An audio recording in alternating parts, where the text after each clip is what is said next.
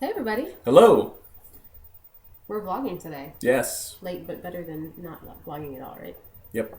So we're gonna answer some questions today. We said like a million years ago, and you guys probably don't remember that I was gonna do a story time today, and then it was really a long week, and I don't have any good story time prepared, since we're gonna answer some questions. Yeah. Questions instead. Sorry, if you're really looking forward to that, I apologize. I feel like I'm probably not letting anybody down here. So, first question. For Form of the Giant or Form of the Jotun, upon activation, should I also use Undeniable Resemblance to shrink my size? Will the bonus successes got from the Jotun boon stay? Other than the DV bonus from being giant, I know we lose that. Okay.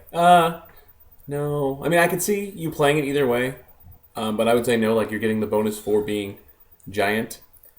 Yeah, I mean, technically, if you have enough appearance that you can shrink down and not be a giant, I mean, you can use both of them at the same time, but the point of Jotun Blut is that you get to be a giant and that gives you powers. And like, if you're like, I'm going to make myself a 100-foot tall giant, but then not really, but I still want to have the powers of being a 100-foot tall giant, seems like you're missing the point of your PSP. And I know being gigantic is inconvenient. Yeah. So I would say PSP is based on being that much bigger than a normal human, or the thing you're dealing with. So if you were normal human, dealing with normal human things, or bigger things, and you use Jotun Blow to go up to a giant, you get those bonuses. You wouldn't get them if you were making yourself very small and then fighting the same size stuff. But if you were all fighting in maybe a world where you're the size of mice. So if you were already really tiny? Yeah, so if you had to make yourself really tiny and to get into the Blow world just of made mice. yourself normal size? Yeah, and then Jotun Blow made you a giant in this tiny world. Like, I think... It's important. You're a giant compared to everything else. That's Yeah. what's important. Or not everything. I mean, you could be fighting a giant that's bigger than You could fight, right? yeah. That you're a giant among In gods scope or scions compared or to- whatever yeah. it is. Yes. So, I mean, while technically the mechanics say you can do that, we would probably tell you not to. Yeah. Because it just takes away from the whole point of doing that PSP. Jotun Blow rewrite coming eventually. Someday And that'll make to a website. more specifications on similar things. Yeah. I think a combination of appearance getting more streamlined and Jotun Bloat getting a tweak will make this question irrelevant. But for now, I would say it was not in the spirit of the boon, and so I wouldn't allow it. We're going to work on appearance to figure out how, like, appearance snacks and size stuff works anyway at some point, because we know that's a problem right now, because they don't really tell you how big or small you can make yourself, so it's all out there in the future at some point. Sorry. Yes. Question All answered. right, question answered. Second question. Why do gods ever sleep with mortals? Compared to other gods and creatures of legend, even the most amazing mortals are hideous, stupid, and slow. Wouldn't that be like having sex with a chimp? I mean, Gross. yeah, kind of. Gross. No, sometimes one of the fate bonds, and I think more, probably another one or two, we could probably add a one or two, is lover. Mm-hmm. And when you get fate bound to a lover, fate is saying that you are going to be in love with this person, be bound to fall in love with them, and sex them up, etc. And you can fight that if you have more important things to do, better things to do. But that fate is still kind of drawing you towards that person. So even though they're not attractive to you, they're perfect. Right. They're going to be appear around all amazing. the time. Yeah. They're going to do whatever it is you find attractive, even if they don't have a lot of dots. And, fate's going to actively punish you. If you say, I'm not sleeping with that person, you're going to feel bad. And reward you for sleeping with that person. Exactly. So there is a weird mechanical problem here in that God-level people get cults instead of individual fate bonds. Right. They don't have lovers anymore. But that brings into the next thing I was going to say, which is that gods often avatar down. In fact, anytime that they're around humans, pretty much, they're going to be avatared down. And that means that they're going to be, whatever their avatar's level of things are. So if they come down to an avatar that is Legend 5, and they only have 3 perception, or 3 epic perception, the human doesn't look that ugly anymore. I mean, maybe. depends. I'm not sure how. It depends on... That one's probably a little stretch. You think so? Yeah, because I don't think... I don't have that perception. I still find things... I would still find things with epic appearance beautiful. Right. And I would still find things with an epic negative appearance ugly. With my no epic perception and very bad regular perception. I guess it's not a question of aesthetics as much as saying when you have avatared down, you're no longer a million miles above that other person anymore. You're more like closer to an open and even playing field. Never actually even, because even the lowest level that you would avatar down to, you can do much better than a human. But yeah, fate bonds are mostly the major thing. And actually is a question that hasn't come up before. If you avatar down, that helps you not get as many fate bonds because you roll fewer dice. But if you do get a fate bond, is it a lower level fate bond instead of a cult? Can you get regular, normal, like your demigod fate bonds while you're avatared? No. No. Okay. Because all it does is it adds to your pool. For the cult. For the cult. Right. But it adds a much smaller number. Okay. So, for demigods and heroes, obviously it's easy. You have the lover roll, and that's going to happen. Related is the unrequited lover roll, where you actually can say, no, I don't want anything to do with you, and then fate is like, that's fine. You're supposed to not like them. But also for some, I think an important thing here is because when you're looking at mythology, it's actually not really comparable for a god to sleep with a human as for a human to sleep with a chimp, because mythology is all about humanity and the human ideas behind it. And whereas gods are astronomically more attractive and more interesting than humans are, humans have that, what is often called the divine spark in philosophy that makes them people as opposed to animals, which is, let's not get into a philosophical discussion about whether animals are people, because of course everyone has a different opinion on that. But humans have an essential quality of being humans that even when they're so much further below gods, they're still considered a being that is worthy of notice, a being that is important to the universe in a way that animals are not. And so it would be less like bestiality than it would be like massive cradle robbing, I guess, if you want a really weird metaphor. I think that you're... I got it. Okay. It's like a fetish. So like, because not all gods sleep with humans. The vast majority don't. Yeah, I was going to mention that. Like, they are doing it right now because they need science, because they need to win a war, but most of them are going to sleep with humans because they want to. There's a few guys that do that, like Zeus, who always comes up in this conversation. But, like, most of them are not doing that because why would they do that? They have, like you said, they have more attractive people that they hang out with in their overworlds, or they're not interested in sleeping with humans, and why would they bother? Yeah. So, making Scions, lover, fate bond, fetishism. Yeah. And sometimes just because it's a means to an end, and guys are kind of dicks that way. So if they have some plan that involves sleeping with somebody, right, yeah, I just it sets up wheels in motion. Yeah, that's how most Scions get made, is because they're like, well, I need something done, so I'll go sleep with a mortal, even though I wouldn't necessarily normally do that because I need a Scion. So that's how that happens. And they might do it to screw around with mortals related to other people or worshiping other people that they want to screw around with, and all kinds of stuff like that. So, question too long. Well, at least better than too short, right? To snowball into the next one. Sexytimes with certain gods is probably really dangerous. How do you determine how much damage is inflicted on you when you sleep with gods like the Morrigan, Sekhmet, Kali, or the Dagda? Well, first of all, although they are, written kind of crazy sometimes, they still know if they're hurting you, right? Like, especially Sekhmet has health. Like, gods are going...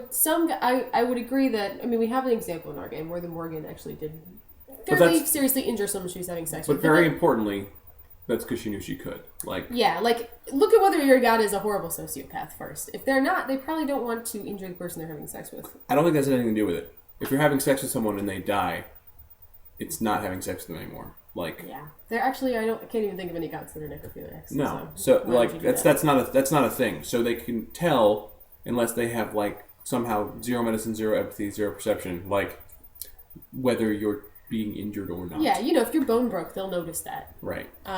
It's not going to be like they're just going to look down at some point and be like, oh, what happened? Right. They were there, too. There's no reason for them to put the full force into the act, except the Dagda. I mean, he's going to kill you. You will probably just explode. The Dagda. I think that it also depends on, like, what's going on. Like, obviously an act of rape is always going to be a lot more violent and dangerous and horrible than an act that is consensual. And an act that involves penetration on your end will always be more possibility for injury. Yeah, there definitely are myths where the vagina is a dangerous territory to go into, but much more often it's penetration that is the side that has the danger. Well, unless it's something magical with that vagina. Right. Then the penetration still has normal injury. I mean, that just happens. Right.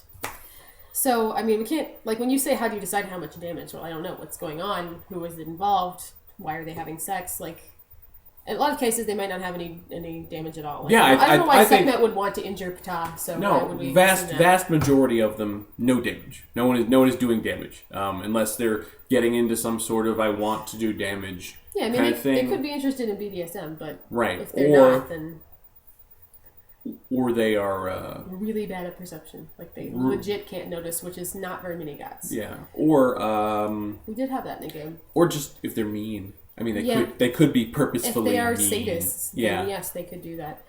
I think we've had one example ever of a god that couldn't tell, and it was Thor. Oh yeah, that's right. Because his partner actually ended up skin shedding, so she got out of that alive. But for the most part, gods have even like basic perception. Will know the difference between having rough sex and removing your organs. Like it's not that complicated.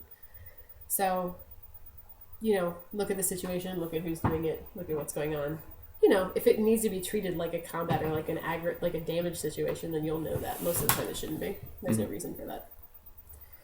Most gods have enough self-awareness to know that they're having sex and not attacking someone. Alrighty, is it possible for relic to be some kind of reverse maiming? I mean, it's like a tattoo. Instead of taking your body part for power, they replace your body part for power. Yes, that's called like a tattoo. That's a normal relic, so that has nothing to do with the maiming. Yeah. It's not a maiming. It's just they give you something that replaces whatever body part you have, and that costs 1 extra point because it becomes a part of you and can't be taken away. The point of maimings is that you get a relic that is worth more than most relics at that level should be because you lost something to get it. Yeah. If you're not going to lose anything to get it, you're just going to get kind of a normal level relic, which is fine. That's your decision. Do I want to give something up so I can get a little bit more power out of this relic? Or do I want to say I'd rather keep all my body parts intact and just have a normal relic that is still useful? Well, but they're talking about even further than that. They want a worse relic that is part of their body. Oh, I mean, yes. So but there's always the one extra dot. If I got golden ears, that's going to be worse.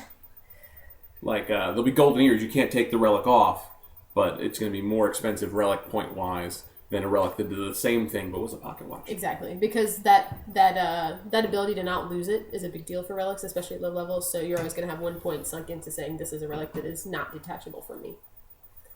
And, because then it can't be stolen by enemies, then it can't be damaged as easily, and, those are important things when you're talking about relics. Yeah. That's nice and simple.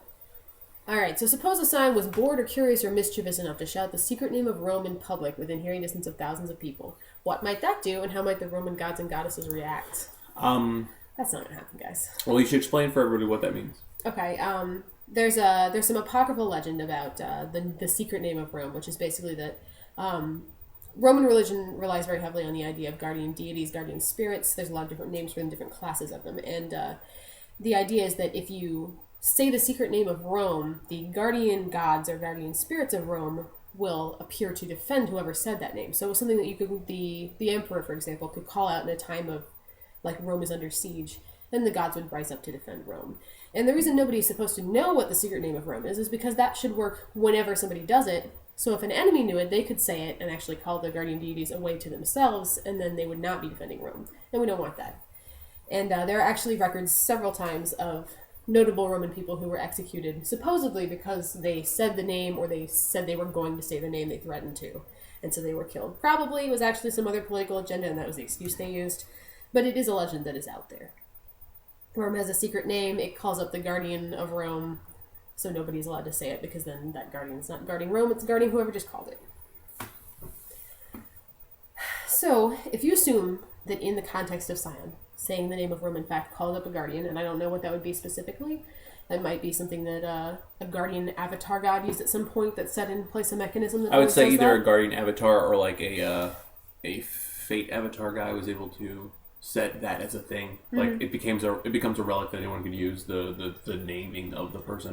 Yeah, and it could be like the lower kind of classes of guardians that guard different locations in Roman mythology, or it could be even like something if it was done with a fate avatar that actually calls up one of the Theoi themselves, or the Dei Consentes. Latin. I like Latin, you guys. You're going to have to deal with it. So, depending on what you think it does, it could call up guardian spirits, it could trigger a giant guardian boon, it could actually, because of some crazy fate stuff that happened a while ago, actually make Jupiter show up and deal with it, and so it might be powerful, it might not. It might also just be an apocryphal legend that doesn't mean anything, that was a human myth that doesn't actually have anything behind it. It's kind of up to your storyteller what you think that's going to actually do in a Scion game. Which leads us to, if it actually does something important, and like it's a really big deal, like that leaves Rome vulnerable or something, gods are probably not going to let you do that. So like being bored and shouting in a crowd is probably not going to happen. Like there should be safeguards against that. Right. Like they would only let people know it who were responsible with it. Like how are you going to find this name out? Because if your answer is mystery, that's like 60 questions if it's actually an important thing that works. Right. Or, are you finding it out because someone told you? That person is not going to tell you that a really good reason. So, I mean, and then I would say if you call it and you're not actually in trouble, the guardian probably just smashes you. Probably. And, I would also point out the fact that Rome fell a long time ago. So it's entirely possible that somebody did this already, and that's what happened to Rome. And so it may not work anymore. Right. If it did at one point. So a lot of just, what are you going to do with that in Scion? Yeah. Depends on a lot of possibilities, mostly storyteller fiat. Yeah. On how it fits into his world and his story. Yeah, exactly. It might also be something where like it doesn't work for legendary people, like only the mortals can call for defense of Rome or something. I don't know. There's a lot of possibilities. So yeah, but it's not going to be something you're ever going to just do because you're bored. Because you're bored. You're never going to. No one's going to give you that. That will only end badly for you. Yeah, I mean, if you're doing something that's actually powerful and important, and you do it just because you're bored like that, and it could have potentially dangerous consequences, they're going to kill you. Yeah. You're just an unacceptable risk. Why would you be around? And if it's not important, then they don't care what you're doing. But it's either one or the other. It's not going to be important, and you can get away with that kind of stuff. Yeah. Alrighty, a question about purview lasers or using purviews offensively against titans and titan spawns. Mm-hmm. Some applications are easy to imagine, but what would a Psychopomp purview laser look like, or something like Animal Mystery, Artistry, or Prophecy? Cool. So we've talked about this a little bit. It's not. I don't think it was written down anywhere. No, it's in a previous vlog. We explained how the purview laser system works. Lasers. Maybe Anne will link that vlog for people who don't know what we're talking about. But how it works is the very quick and dirty.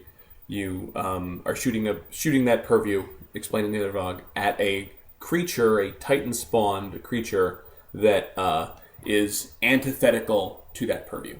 So fireworks on your frost type. Yeah, your frost giants are able to be like nuked by just pure fire, and it does just straight aggravated damage to them. So this question asker is able to understand the easy ones like storms and fire and water, etc. Yeah. But difficult ones like Psychopomp, Prophecy Mystery, the Fate Purviews. Fate Purviews, Animal was on there. Animal, okay. So I think Animal's actually the hardest, so I'll do it last. Psychopomp would work against something like Chaos. And where a creature of chaos is kind of exploding with chaotic energy, constantly transforming and falling apart, the Psychopomp forces them to be in the same place, to be consolidated, to take the chaotic ability to travel and move away from them. I think part of the problem with Psychopomp is it is opposed to some things that aren't really Titan realms. Like, for example, Psychopomp, to me, sounds like a great opposition to Guardian. Mm-hmm. Because Guardian is all about boundaries. Mm-hmm. We don't have any Titan realm with Guardian. But were you to get a Titan creature that had heavy guardian ties? Yeah, like very strong guardian ties. Perhaps some sort of golem or shield bearing, defensive creature. The Psychopomp would destroy its ability to defend so stalwartly. It would break apart its shields and protections. Yeah, Psychopomp is about piercing through things so that you're on your way to take people to the underworld or whatever you're doing. So since Guardian's about blocking things, those things oppose each other directly. Yeah. Fate Purviews are difficult. I think Mystery's a good opposition for something like Darkness, because Darkness is all about obscuring and hiding things, and Mystery's all about discovering things. Mm-hmm. So I think those are good. That's a good opposition there. I usually do all the Fate Purviews work like in a triangle against each other. That's true. because that's how they actually are built. So one is knowing the things, one is knowing fate ahead of time, one is what fate is now, and one is changing the fate. And so they kind of work against each other, kind of like in a triangle. Yeah, like magic works against prophecy because magic can change what's maybe going to happen by manipulating. And magic can also change what is, so that's why it goes against mystery. Right, but then mystery can go against magic because mystery knows things magic may not. Like without that knowledge, you can't do anything really.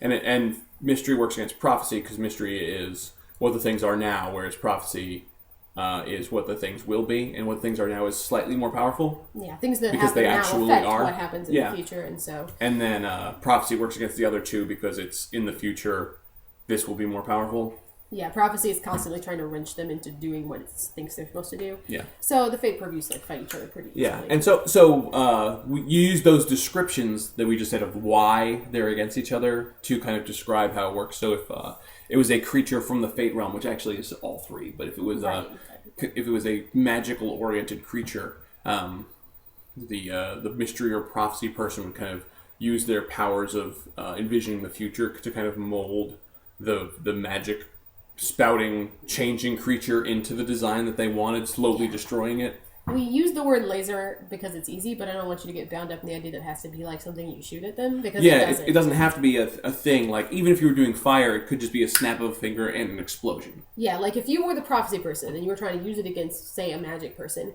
you could manifest that by stunting it and saying the strands of fate like contract around them and force them into their future role, and that's me shooting prophecy at them. Yeah. It doesn't have to be any kind of shot thing. It's you saying, I spent my legend, I called upon prophecy to stop this thing that is anti-prophecy, and that's what's happening. Yeah.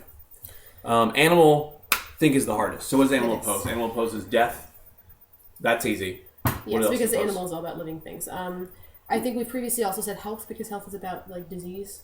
But disease a form of health. We've also said maybe fertility with animal kingdom versus plant kingdom. But that one's a little... fertility has enough stuff opposing it that doesn't need it. We're not in love with that one. Yeah, and then we've also sometimes said animal versus health, as in health represents humanity. So it'd be animal versus humanity. So let me do animal versus death, and then hopefully you can extrapolate on the other ones. We should probably just get a chart out one day. We should.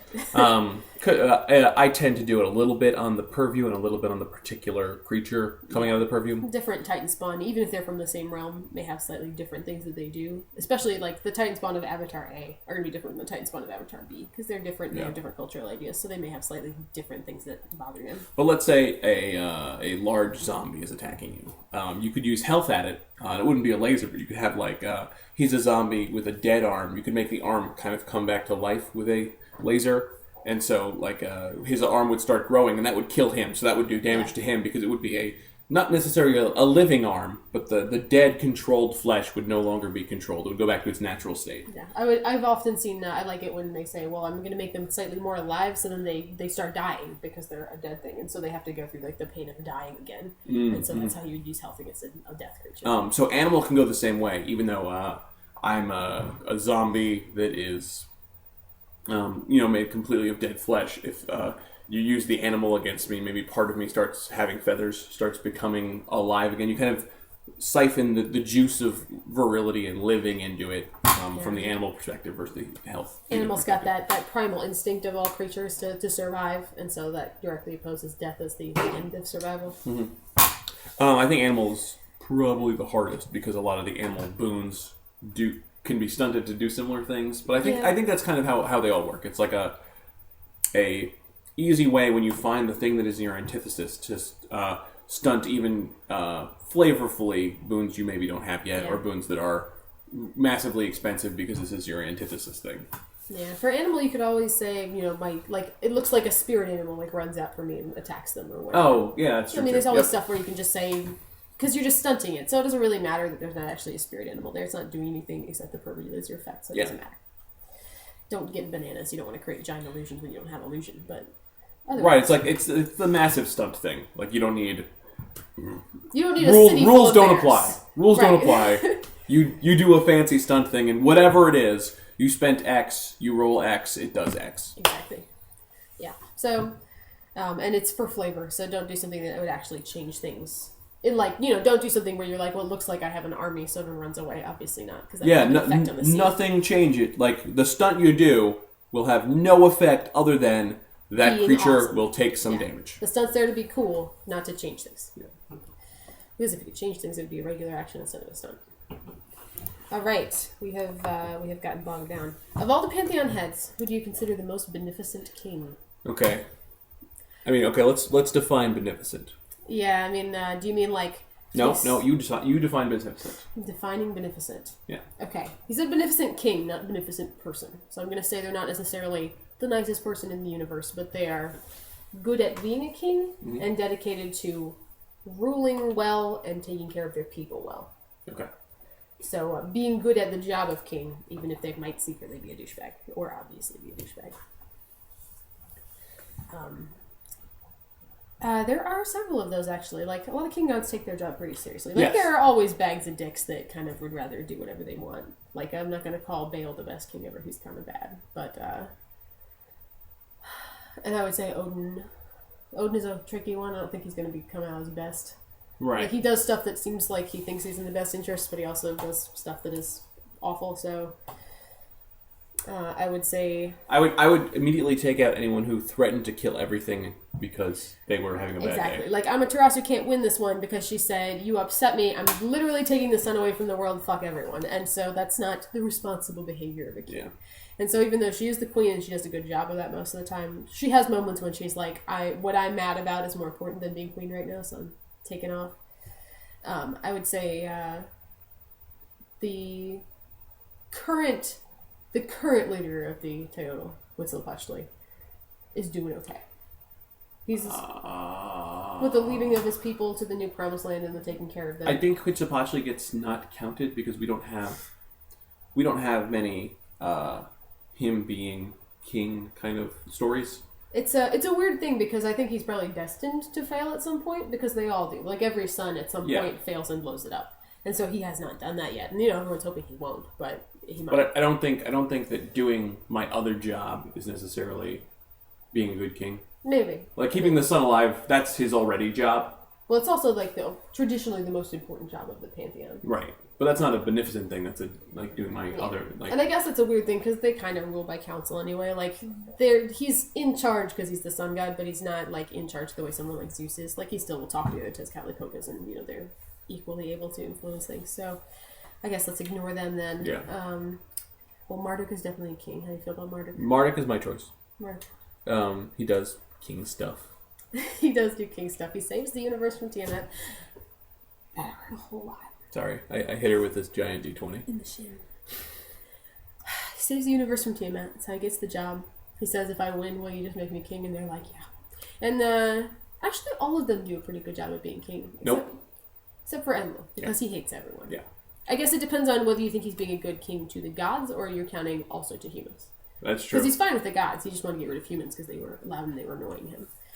If you don't count humans, he's great. And it's a weird thing because Mesopotamian mythology is all kind of about not counting humans. Like, humans are so unimportant to the gods that, like, no king actually really cares about them much except for Enki, who is the reason anybody survives Enlil's flood in the first place. Because he goes down and basically teaches them to build an ark. But yeah, they all kind of... They're weird about their kingship because kingship's important to them, but they also are kind of willing to let somebody else take over when they get tired of it. But I think Marduk is a good one. He's been, he's been there for a while now. My pick might be Nuada, I think. Nuada doesn't always make the best decisions in the world, but he's like 100% committed to the Irish and the Tuatha specifically. Like, he's going to conquer this island no matter how many indigenous races of people he has to screw over. And he's going to make it all belong to the Tuatha, and he's going to step down as king when they say you're not a fit king anymore, and he's going to come back when they say, oh, never mind, come back. And pretty much he doesn't have any moments where he fails at kingship, pretty much. I mean, the only thing that ever happens is he loses his hand, which is out of his control, and then it's restored. He goes right back to his job. I mean, Hormazda is a Hormazda. Mithras is interim.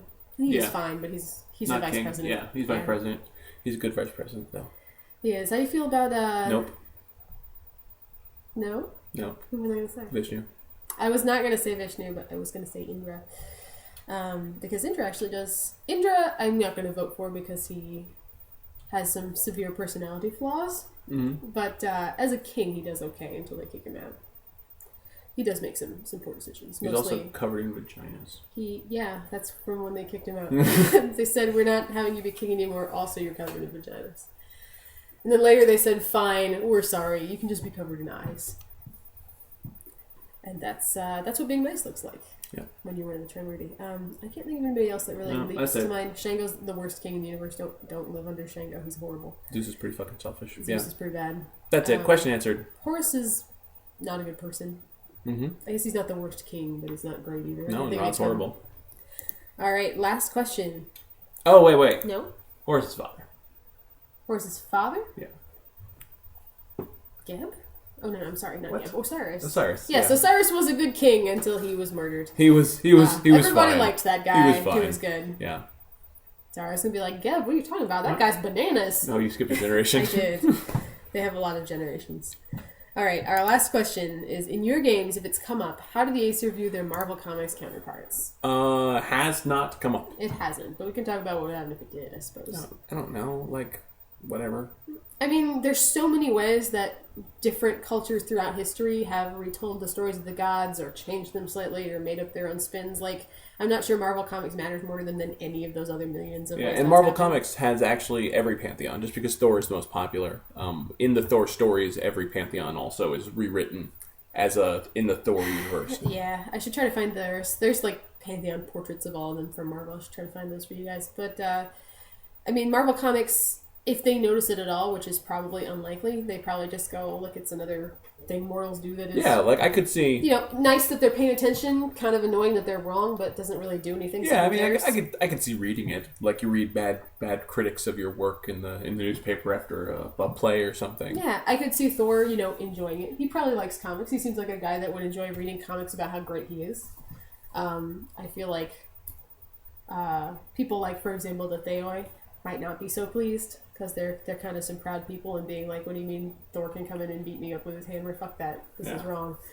Some of those pantheons are more accurate than others, so some of them that are like super bananas off the walls, not really similar to their original forms, would probably be like, what even is this? Mm-hmm.